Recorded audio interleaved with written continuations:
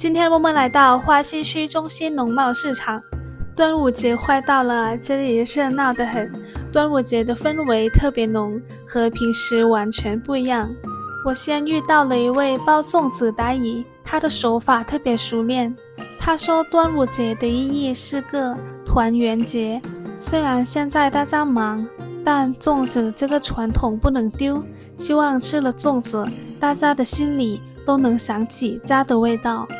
我们端午节是我们少数民族的一种传统了嘛，必须就要包粽子，一直的往下传，就是这个道理。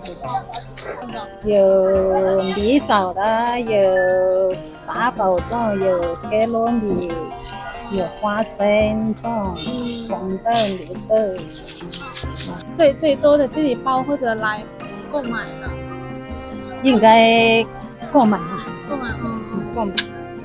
接着我又碰到了一位卖花溪叶脆哨辣椒脆的阿姨，她家的辣椒脆又香又脆，特别受欢迎。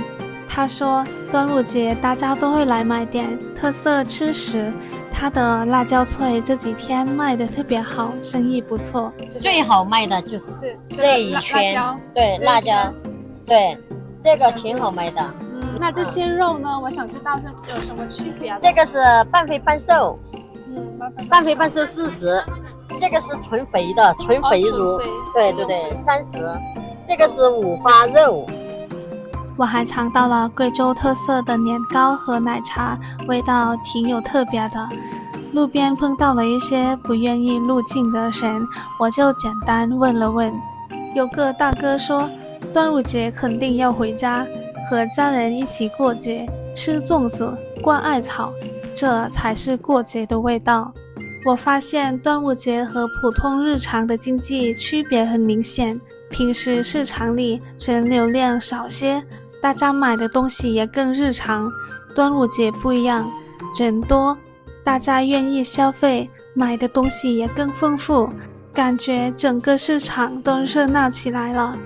这次来市场，我感觉到了浓浓的烟火气，也体验到了端午节对大家的意义。